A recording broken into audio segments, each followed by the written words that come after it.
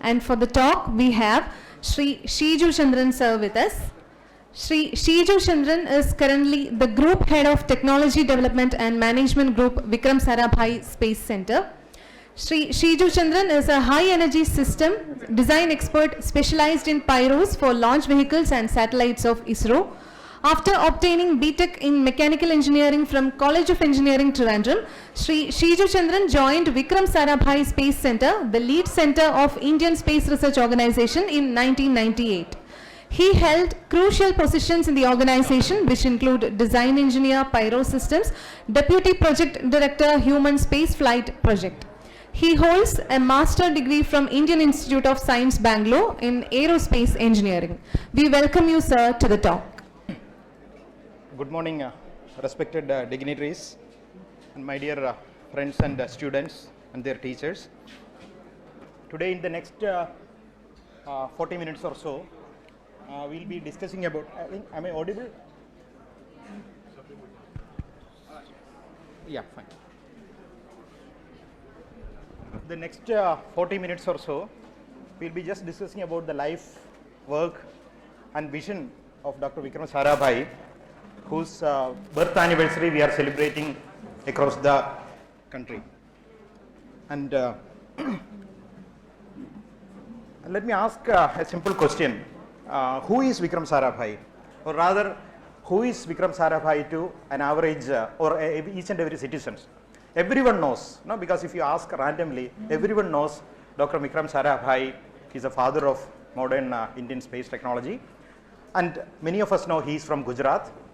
And he is a world famous physicist, we know. And he has been associated with another giants of Indian scientific community, that is especially Dr. Homi Bhabha. And many of us also know Dr. Vikram Sarabhai played an instrumental role in establishing Indian Institute of Management, IIM. This is probably we know. But is this, or this explanation covers Dr. Sarabhai? No, only a fraction of what Dr. Sarabhai was. And many of the questions our eminent speakers have asked in the previous lectures. Now, what is the problem which was ailing country, and when we got independence, how we can move forward. And people like Dr. Sarabhai, Dr. Bhabha and many other persons, they offered a solution. They offered the solution with the same tool. Our Jayanji has very correctly pointed out. A tool doesn't know. No, a tool is impersonal. Tool can be used to kill, the tool can be used to make a surgery.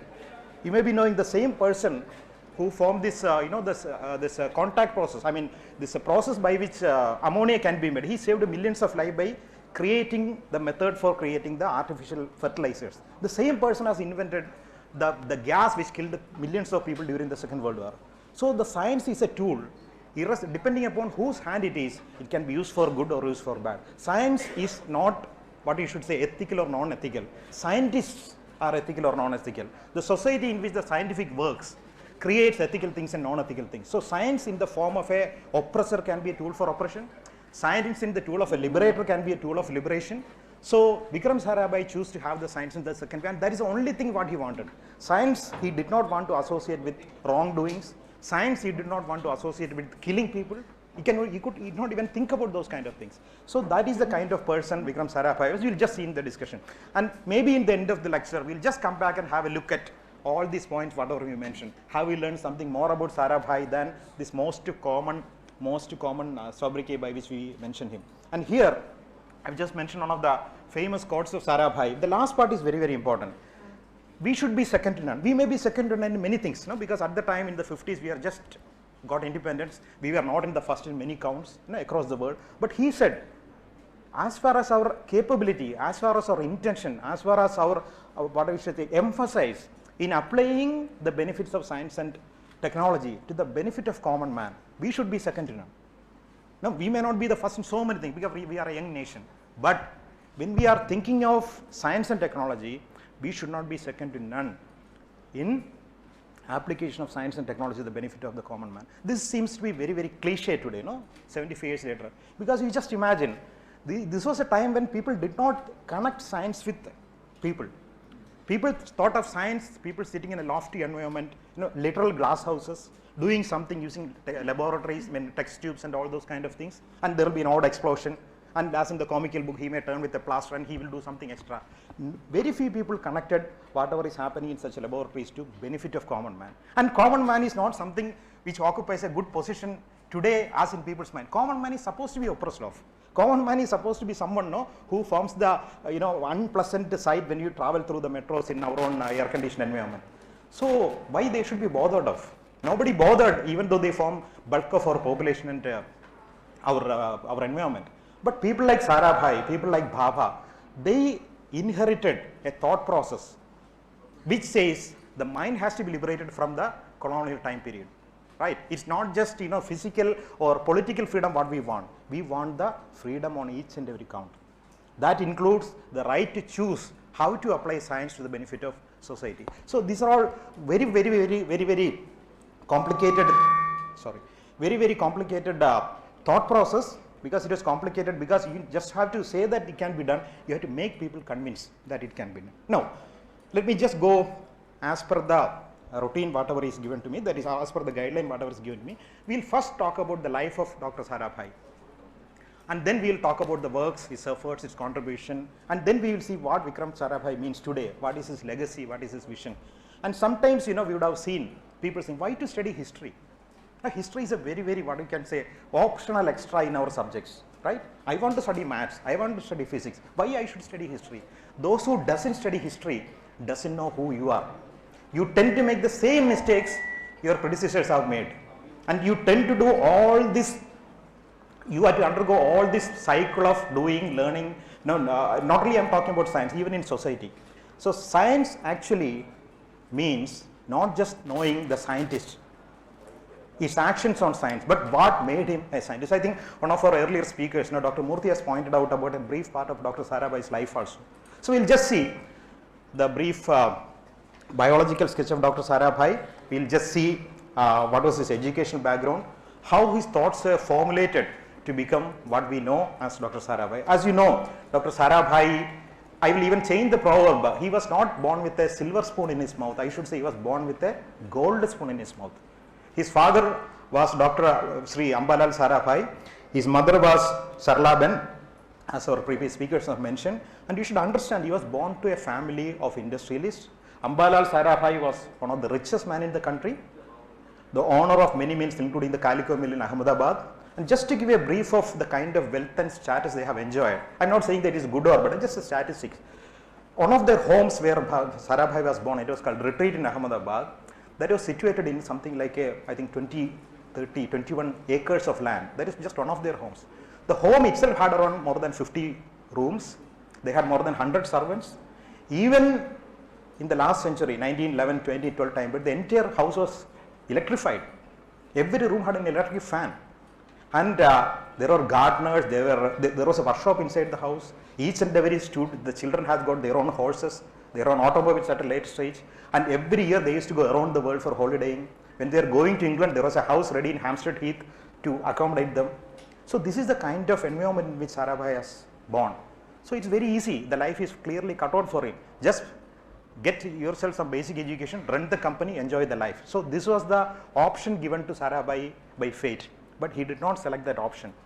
What he has done is, he took the best out of it. He wanted each and every man in this country to benefit not by giving wealth directly, but by the effort of what he can get with that wealth. And that thing what he gained from that was education. He got himself educated the best possible way. He started of course learning science, applying science, practicing science, but at later stage he put everything in the benefit of the country. Okay, leave that. Now here there is an interesting picture. So this picture what you see on the right, Vikram Sarabhai on top of a locomotive, right? This is a famous photograph. So right as a child he was very much interested in things mechanical, and steam locomotives are something which always interests us, because of moving parts. So he made his workshop person, because he has got a workshop in his own house, to make a locomotive, and he used to run it. Now one more thing I should like to mention here is, we always talk about the education system and its impact on people, and you may be knowing or interested to know, Sarabhai never attended a school. He never went to school. He never went to school in the conventional sense. The first time probably he went to a school was to write his matriculation examination as an examination center. His parents were unconventional. They believed the education going to them. Okay, so Sarabhai was tutored at home by the Montessori system of education, which educates people based on their own interest. I won't give them a syllabus. You study physics, chemistry, biology. I will give you education which will make you a worthy human being. Okay, so Sarabhai was educated by outstanding persons of the day at home. There were 4 PhD scholars in what I should say 1920s who were educating Sarabhai at home, a boy of hardly 5 or 6 years of age, and he completed all his education. He not only learned the basics of science, physics and all those things, he learned Sanskrit, he learned Bengali, he learned basic philosophy and everything, and he completed his what you call the matriculation. Then for a brief period he joined in the Gujarat Government College in Ahmedabad, where he has completed what we call the intermediate. Now, today we can call +2. Okay, so after that, the next choice was again somewhat very obvious. So what rich kids of the previous century used to do, or the British Raj, they will set sail for England, right? So you cannot just sail. Even if you are a son of a rich man, you will not get admission in England or Cambridge for that matter. You have to have proper credentials. So you know who has written the credentials for, I'm sorry, who has written the credentials for Sarabhai? None other than Rabindranath Tagore, who was a very close friend of Ambalal Sarabhai and other friends who used to take his hospitality at their homes. He has given a recommendation to Cambridge, and naturally, it cannot be, you cannot refuse a Nobel laureate, and he is the first Nobel, just like we are talking about C.V. Raman, the science, first Nobel laureate in Asia. Rabindranath Tagore was the first Nobel laureate in Asia as far as literature was concerned. Okay, so he went to England, and he can see some of the pictures from his English days, and he attended Cambridge University, and he has completed what you call tripos. Tripos, you can say basically tripos taking physics, maths, etc. That is equivalent to BSc. Okay. So then what happened? There was a very major incident, or rather an event has happened in the world in 1939. What exactly is that? 1939, what happened in the world which affected each and every nation in the world? The Second World War. The start of Second World War. The clouds were looming, but it literally started in 1939. So most of this system around the world was thrown off guard, and Ambalal Sarabhai asked the children to come back. And one more thing again, to see the unconventional way by which the Sarabhais were thinking at the time. Sarabhai's children, most of them were educated in England, mainly in Cambridge, but Ambalal was much different in the sense he sent his daughters also to Cambridge and Oxford and other systems, something which is unheard of. People were worried about crossing the sea. And in that process, not only that, he just sent their daughters, Anasuya, I don't exactly remember, I may be wrong with them. So these daughters were also sent to Cambridge. So he thought, if you are good in studying, you should get the best. It doesn't really matter, you are a boy or a girl, or you are from that community, this community, you are from Gujarat, or you are from West Bengal, nothing really mattered. So the merit of the person and the interest of the person is what they thought. This is something again very, very unique and far ahead of their times. But again, as I was telling, Vikram Sarabhai, when he has completed his BSc, the war has broken out, so he had to come back to India. So what he will do after coming back to India? He cannot continue his studies. So there was an arrangement provided by the Cambridge University because of the war and these conditions. They said, since there is a very, very eminent scientist in India at the time, none other than Dr. C.V. Raman, whom we have just mentioned, who was at the time at the Indian Institute of Science, they said you can continue the studies in the same topic you have done your basic work in your graduation studies, and continue to do this postgraduate research. Okay. So due to that particular allowances which they have given during the time, Sarabhai enrolled in Indian Institute of Science, Bangalore, and then true to the Sarabhai clan style, he did not stay in the hostel. He stayed in a separate house in Malleshwaram, which is near to Indian Institute of Science, and there he has started working on basic physics. And again, what exactly is basic physics at that particular point of time? If you know the history, there will be something like particle physics and all these things were coming up in the big way. So he has selected the cosmic research as his area of interest. So I won't go into the detail due to lack of time, etc. What I would like to say is, in the 1930s, when Sarabhai was doing his work in Bangalore, he had an opportunity to meet the best persons in the world, the best scientists in the world, Robert Millikan being one of them. And Robert Millikan is the only one who started his interest in the cosmic rays. So Sarabhai's primary interest in physics subsequently became cosmic rays. Cosmic rays are nothing but particles primarily protons and nucleus of atoms, who is coming from the outer space. So by studying the cosmic ray, you can make a lot of understanding about the origin of universe, etc., etc. So these are again some pictures from Sarabhai's earlier time, and you can recognize in the previous picture you would have recognized Homi Bhabha also. So there are a lot of positive commendations received from this. Okay, so he is studying in Sarabhai, Indian Institute of Science, and there he met a very famous personality, probably for the first time in a professional capacity, that is Homi Bhabha. We will see in the subsequent slides what it meant to both of them. Bhabha was much more senior to him. He was a very, very accomplished scientist even by that time, and he was working as an assistant professor, what you call a reader in Indian Institute of Science at that particular point of time. And just to give a info on the personal front, there Sarabhai met one very famous accomplished classical dancer. Her name is Mrinalini Swaminathan at the time. She basically hails from Kerala with the Tamil Nadu Kerala lineage. So they got married in August 1942 during the height of the freedom movement, Quit India struggle, and only 3 persons could attend their marriage. It was a very, very small civil function in Bangalore. They got married, and then they were staying and working in Cambridge University. And this is one of the very early video of Vikram Sarabhai, a very young Vikram Sarabhai taken during that particular time period. So this is how he looked in maybe 1940s or so. One of the first videos, good quality color videos of Vikram Sarabhai. So now just to give a kind of a thing, they were actually having, Sarabhai has completed his studies, he got married, and he has have a small family now. Now again, we will go to the work part and research part of it. As I told earlier, Sarabhai was very much interested in the physics, and can you recognize those people on the other side? I think I have written it there. They formed the pillar of the modern Indian science in independent India. On one side you can see Dr. Bhatnagar, Shanti Swarup Bhatnagar, then you see Homi Bhabha, C.V. Raman, and Dr. Sarabhai. They all wanted the kind of independent scientist movement in this country so that people can be benefited.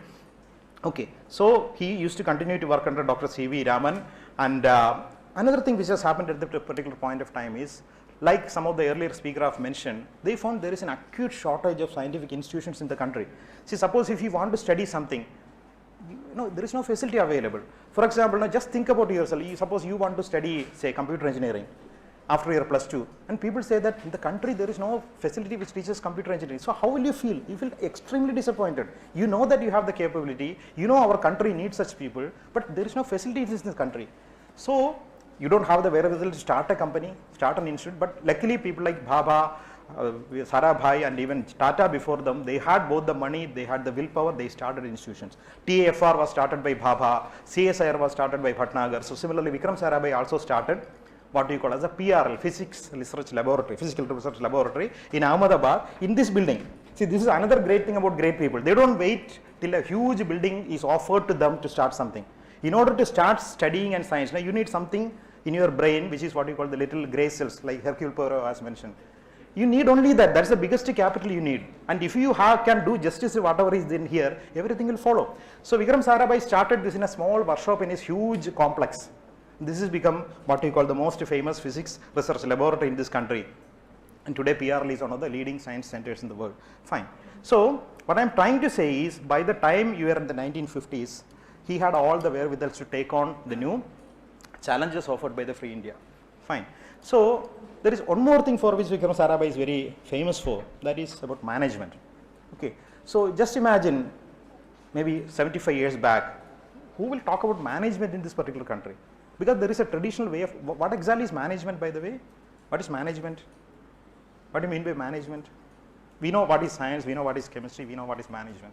Management goes on to everything. This arrangement of this function so that nothing goes wrong, it's management. It may seem very simple, but if you ask this organizers how much effort of time, planning, mistakes, corrections, checking, so many things goes into management, even to organize a function. Just imagine what has to go into organizing a huge industry. You require management. If you don't have management, you may not get a second chance because your company may collapse and your rival may take over. So Sarabhai thought, especially in the Ahmedabad where there are a lot of what you call textile companies, he thought it is not run in a properly managed way because there is a market available. Whatever you sell, they will buy. So they were somewhat okay. But he started works in the management, the scientific management. It's too big to go into that, but I just want to tell you that he was a pioneer in the management also, and you may be knowing he was one of the founding fathers of Indian Institute of Management, Ahmedabad, for which he has started using for the scientific principles. Yeah. Now, one more thing. Just being a scion of a huge industrial family, it's quite natural that Vikram will go into industry as well.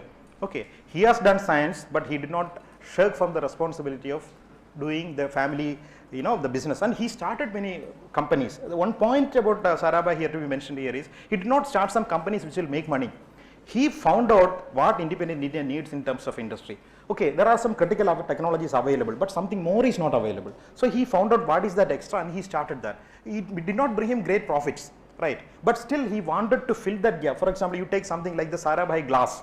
He was making special glasses which can be used for special purposes, right? So the antibiotics companies, and one of the reasons why India is one of the biggest antibiotics, or rather the pharmaceuticals hub in the world, is because of people like Sarabhai. He thought that a biggest country in the world in terms of population will require the biggest number of medicines. Simple logic. So he started something like that. So many companies he has started. So he was running around various places, running all these in the 50s. So in the early 1950s, Sarabhai, you will be see more like a physicist, an expert in management, and more into the family run businesses. This is the Sarabhai of the 1950s. But so many things changed in the 50s, late 50s and early 60s. What was the reason?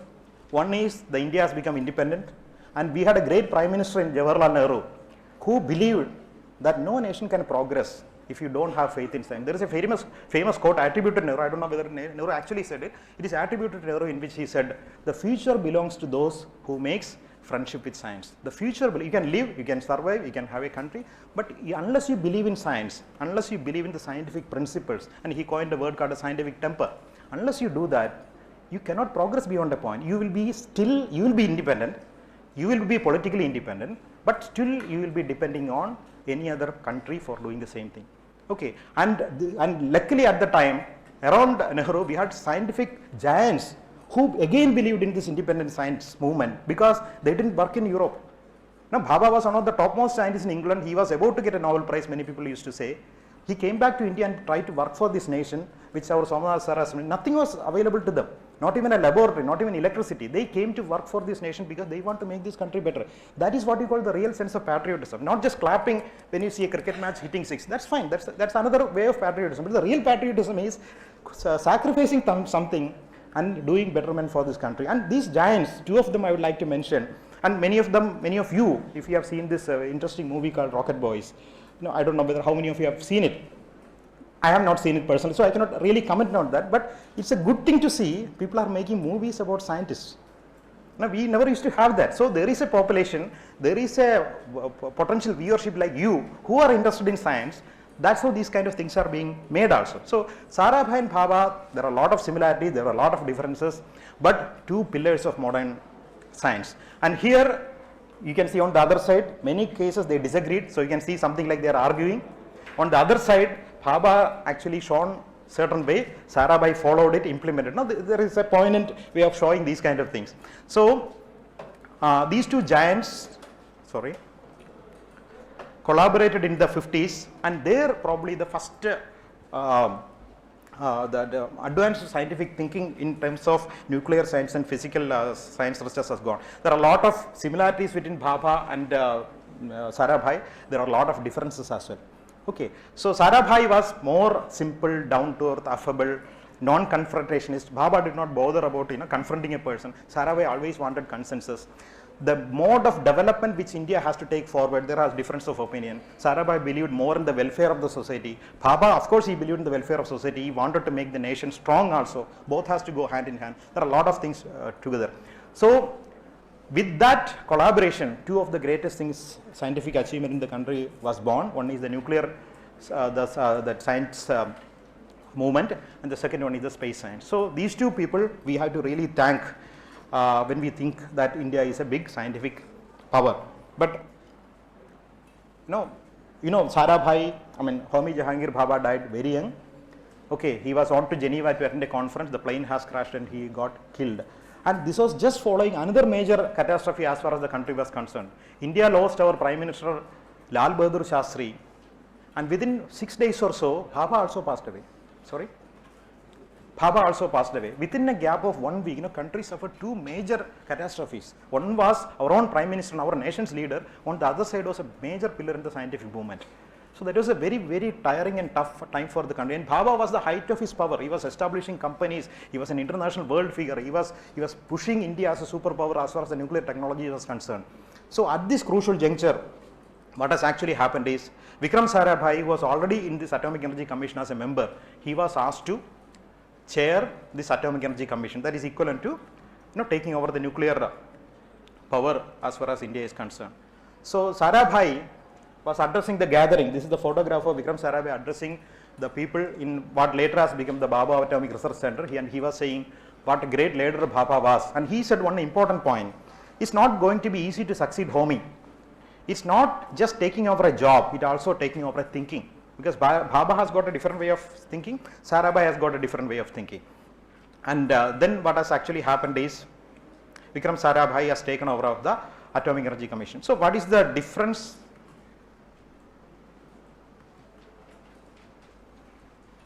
Yeah. So Atomic Energy Commission, you should know, they were leading the Indian nuclear science research in the country. Okay. So what exactly is nuclear physics research in that country? We wanted to make nuclear based power stations. You know where the world's first nuclear power station has come up? Any idea? It has come in Soviet Union in 1954. That is the first nuclear power station which started giving electricity to the grid. It has come in 1954. But there are communication between Bhabha and Nehru in 45, even before India became independent, that we should start working on nuclear research so that in India to cover a huge landmass, only nuclear power may be possible.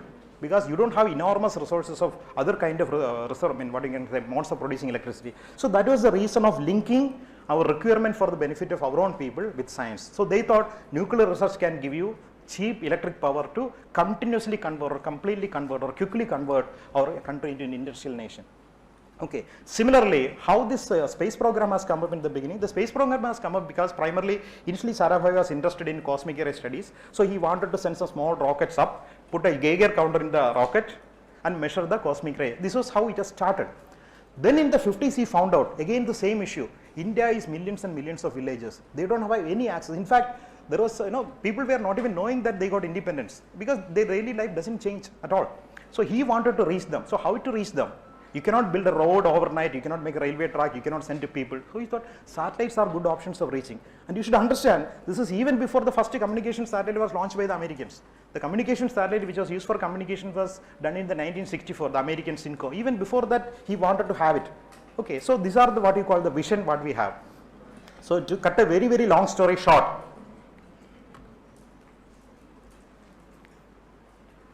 so I think this PC has become. Robin, can you just come? Okay, now it is. Thank you. So there are some events, very critical event which has happened during Sarabhai's lifetime in, at the chief of the Atomic Energy Commission, and Bhabha Atomic Center was formed by renaming the facilities in Bombay, and we started having nuclear power stations built around the country, in Tarapur and in this Kalpakam, which today is known as IGCAR, Indira Gandhi Center for Atomic Research. So yeah, now this and Sarabhai is known not primarily as a nuclear physicist, even though he has been the chief of nuclear science program for a very, very crucial critical time of 65 to 71. Sarabhai is primarily associated with the space program, right? So how he started his interest in the space program, I already mentioned. He had an interest to do the cosmic ray studies in upper atmosphere. For that he wanted to use a sounding rocket, but that was only the point by which it was initiated. But subsequently he found tremendous use for rocketry and space science for the benefit of Indians all over, because of its the satellite's ability to reach and cover a large part of the land within a very, very economic fashion. So the sounding rockets were very, very difficult to come by. We never had the facility. So Sarabhai, with his tremendous international networking, he got the Americans to give you certain sounding rockets with which you can start the research. Okay. So in 1963, what has actually happened is such sounding rockets were given to India along with their scientists in Tumba, which is very nearby here. So the first sounding rocket was launched, that was in 1963, November 21st. So 1963, November 21st was the date in which India has become something like a, what you can say, a space what I should say, beginner. You cannot say that we have become a power all the way overnight. So again, the sounding rocket system, what he wanted to make the best science, what I should say, the space science program in the world. Sounding rockets will not give you a satellite, right? Sounding rocket goes to a few kilometer altitude, then it falls down. Whereas a satellite has to stay in orbit. So if you want to have a satellite to stay in orbit, you should give a tremendous amount of velocity, number one, and also you should have capability to carry a lot of weight. So you want a very, very powerful vehicle. That's what you call SLV, the satellite launch vehicle. So with satellite launch vehicle, you cannot make it with a few people. So he started scouting for the best brain in the country and best brain from around the world.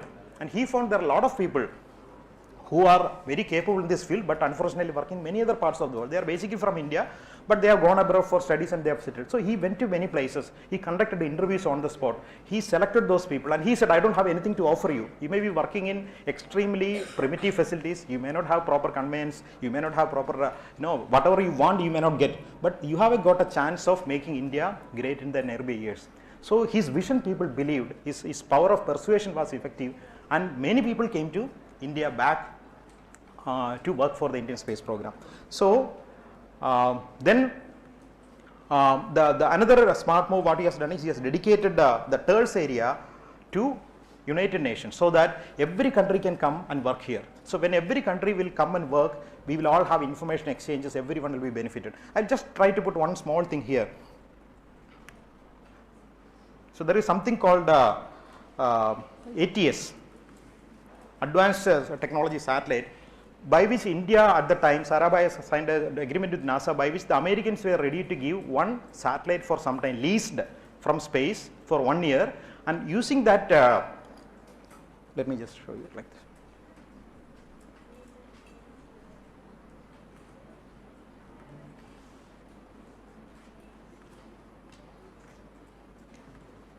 Yeah. So using that satellite, in the world's first direct home television network was launched in India. This many of us may not actually notice. Today we have DTS, we don't mind, every satellite directly communicates to your home. But the same concept was adopted by Sarabhai in the 1970s. This is the first time in the world these kind of things have happened. The American satellite was used, and then the receivers were made in India. This is the first time such kind of electronic systems were made in India. And he started on government company to start it. That is what has become as Electronics Corporation of India Limited. So he has established a company. So using that facilities and all, the ATS satellite was used to give signals to the ground where villagers can receive it and see it. Then what programs you will get? You have to make programs, right? So he instituted facilities and centers by which such programs are made. So primarily to educate farmers and other people who can be getting benefited, etc., etc. And then this was one of the first experiments in the world. Like a true visionary, he has conceived it, he has made all the plans to implement it, but he could not live enough to see the implementation because it has happened in the 1970s. So this is how many of the things has happened during that particular time. And again, one more important point I would like to mention is in the 70s, we had already the plan to launch the satellite launch vehicles. The SLV-3 project was getting ready, the initial plans were under review, but there is no launch pad. There is no place from where it can be launched. So he has started finding the places for that, and this is the picture of Vikram Sarabhai actually visiting the Sriharikota center, where he has identified this as the location for the final launches. So he had made everything ready for India to become a major space world. The spring pad or the launch pad was already ready. Okay. And then, so we know how the Indian space program has started. And today, the Indian space program is one of the biggest in the world with centers all around the country. Our colleague Sridekha will talk further on that. I won't go into the details. Now we'll just come to the final years. You can just imagine, in a very, very brief fashion, when we say, Sarabhai was working almost 16 to 18 hours a day. He was an industrialist, which he relinquished because he has taken up a government job. He did not accept a single salary from Government of India, but for the sake of records, he accepted 1 rupee. So Sarabhai's salary from Government of India was 1 rupee because he did not want to tax, charge our own people because he was already wealthy man. That is the kind of ethics which ruled kind of scientists at the time of the class of Sarabhai. Then there was tremendous concerns about his health. In fact, he was identified, he was referred as a candle burning at two ends. He was working on the atomic energy program. These are tremendous trust, because if you read further on the atomic energy program, there was a lot of pressure from the international community about Indian atomic energy program. Because you know why? On one side, atomic energy has got a very, very powerful, peaceful application, right? But on the other side, it is a dual use technology. Anyone can use it for a military purpose. So all the other countries will always think that you are using for the military purpose. Whereas we were using it primarily for the peaceful purpose. We also had other purposes as well, as you know. But Sarabhai was the person who has to defend it, who has to negotiate, distribute, and all the things what is happening elsewhere and inside. And already space program was coming up, he has to concentrate on that. Then his scientific work was there in PRL and other facilities. So tremendous amount of stress he was undergoing. In 1969, the Department of Space was made, or rather the space activity was made separate from the Atomic Energy Commission. And then ISRO was formed in 1969, and Sarabhai was the chairman of ISRO. So at one point of time, he was both chairman of ISRO and Atomic Energy Commission. That's a very, very tough job. And here, this is one of the last functions which he has attended in 1971. That was the foundation laying ceremony of the Tumpa railway station. He thought when people are coming to VSSC and ISRO, there has to be a proper way by which, there is no vehicle available. So he requested Indian Railway to create a stop so that people can come in from many other places like Tampanur too. So this was the last public function he has attended. Okay, and then in 1971, on December 30th, he was staying in the same place, what do you call this, Halcyon Castle in Kovalam, and he was found dead on the morning of 30th December.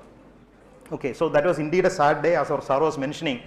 There is a pall of gloom which has come down in this entire state of Kerala, because Sarabhai was very popular and famous even in Trivandrum at that particular point of time. Even in the absence of mass media communication like television or anything, Sarabhai was a very well known figure. He was seen as a very benevolent leader by all section of people. So his death was a very, very tragic and sad event. No, and he was hardly 52. That's another thing. So that means there's a tremendous amount of sense of loss on many counts. He would have done much more for the country. There was a lot of programs he has initiated, and that was not to be. Okay. So now, who was Sarabhai? Again, we'll come to the question. The next couple of slides, we'll just see who was this Vikram Sarabhai. Sarabhai was a scientist, Sarabhai was an artist, and Sarabhai was what you call a true karma yogi, because he wanted to excel in whatever things he has done. Excelling means just saying that I am better than other. So you have your own vision, you have your own ideals, you have your own goals. Try to do justice to your vision, goals, and ideals. So that is the kind of life Dr. Sarabhai has lived all the time. When he was doing, his wife Mrinalini Sarabhai is a world-renowned dancer. So she used to go for classical dance programs around the world. There was a time in 1950s where Mrinalini Sarabhai was much more popular than Vikram Sarabhai. Because Sarabhai became his fame as a scientist slightly later. So he used to simply introduce himself as, I am Vikram Sarabhai, wife, husband of Mrinalini Sarabhai. So that was the kind of situation. So he used to go with their program. He used to make the lighting adjustment, because he is in his interest in physics and optics. So he was into all those kind of things. He was very fond of film music. He is K.L. Saigal, the old singer, was one of his favorite singers, and he can call a pattern of arts. So in English there is a word, there will be of course an equivalent word in Hindi or Sanskrit. I am not very familiar. It was called a Renaissance man. Renaissance man who accepts and absorbs all the virtues of a modern world. So Sarabhai was really one of the Renaissance man of India. And then again, as I said, pattern of arts and other kind of stuff is a different thing. But science was his primary passion, and science was his first love. And the second thing is application of science to the people. And now, what about this? This is the institution builder. See, he lived hardly for 52 years. And we always complain about system, right? We always complain. It's natural. It's quite natural that we can complain about. We have a right to complain also. Suppose I am not having something which is my liking, I can complain. That's the first part of it. Then how can you make the thing better? When you complain to your neighbor or complain to your friend, you can also put a complaint to the authorities. You don't just think that the authorities will not respond. You just put a complaint. And you can go one step further. You can make further more effort to make it better. So Sarabhai has seen there is an acute shortage of institutions in the country to foster science. He created them. That is the kind of visionary and institution builders we used to have and we should have. So he has created, and just see, this is not the one. I could not accommodate everything, so I just put it in a scrolling mode. So this is the kind of thing he has started in all these lifetime. It's not over. You have to still go a little bit further down. Okay, so these are all the, and many of them have become what you can say, the leading institution, and many of them have merged together. For example, TERLS, SSTC, everything together is known as Vikram Sarabhai Space Center, etc., etc. So this is the kind of institution builders, and institutions will always last. People may not last. So at this point, I have a few minutes more. Let me just show you some of the small. I don't know whether we have voice here. So just to get a feel of. I'm sorry, there is voice not connected. So he is basically talking about his views. You can see his face. Okay, you cannot attribute a physical quality to a mental quality, but you can see the look of a philosopher is there. His eyes are very, very distant, far away. He is just basically telling what should be the vision of India for the modern world. And here, maybe here he is explaining in a classroom how space research is important. Okay, there are a lot of financial implications, but he sees if we compare everything, the benefits, the cost benefits analysis, ultimately that is going to be tremendously beneficial. That is another hallmark of a visionary. When you are committed to a program, you should analyze it properly, scientifically, and see that what is the benefit down the line, not today. Today nothing is profitable. Today nothing will be beneficial. When your parents, your teacher educate you, what is the guarantee that you will become people of value and substance? No guarantee, but you have to take effort. You have to put all this, what I should say, the kind of intellectual investment in the program. So this is what he is explaining. Okay, the next two slides, you just have to see, because these are some visuals basically showing Vikram Sarabhai in Tumba. Okay, so this gives a kind of feel about the energy of the man. He is going around Tumba, the same place you can see here, it's in the vicinity, and moving around. Yeah. So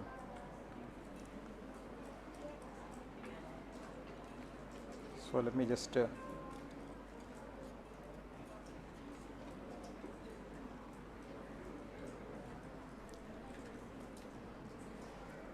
so coming back to the other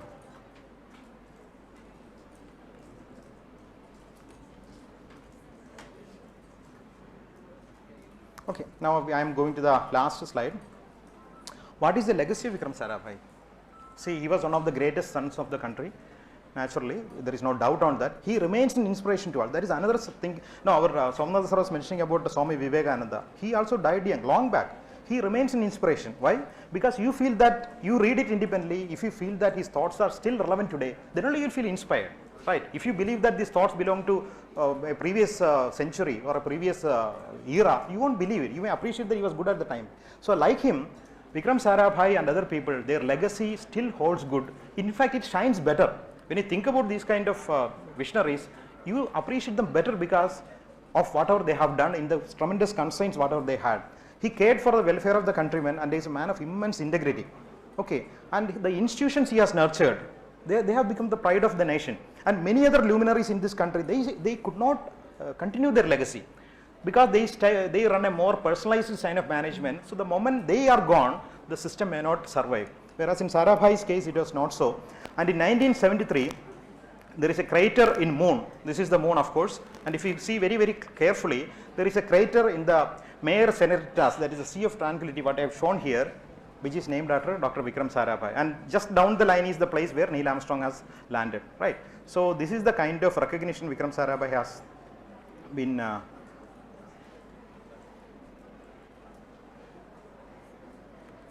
okay.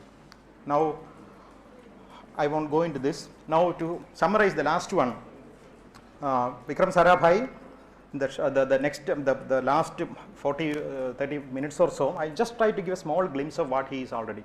And this is only to initiate to his life and vision.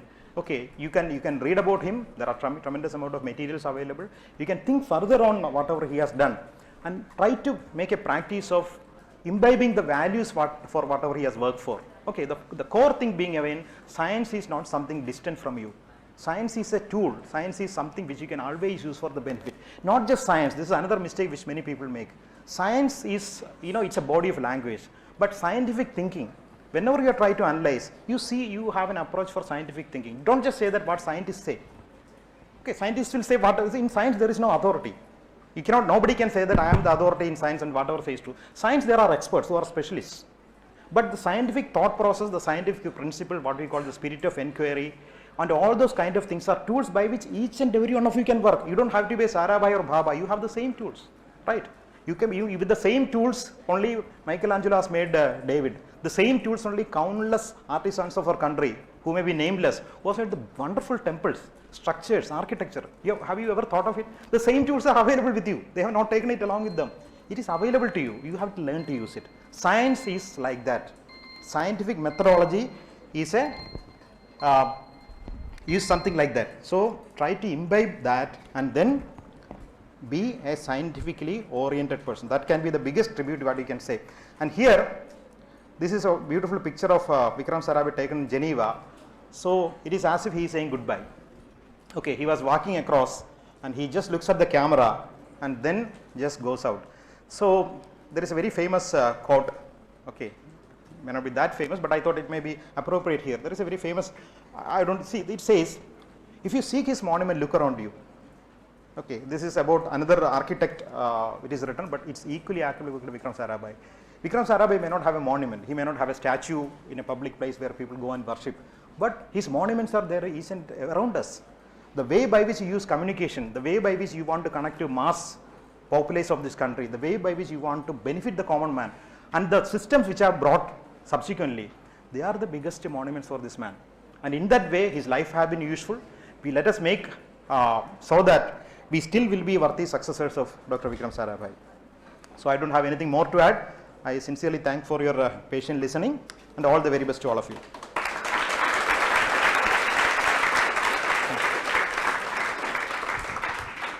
Thank you so much, sir, for your enlightening words. Now, I kindly request Dr. Gopalakrishnan, sir, of Swadeshi Science Movement, to present a memento as a token of appreciation to Sheeju Chandran, sir.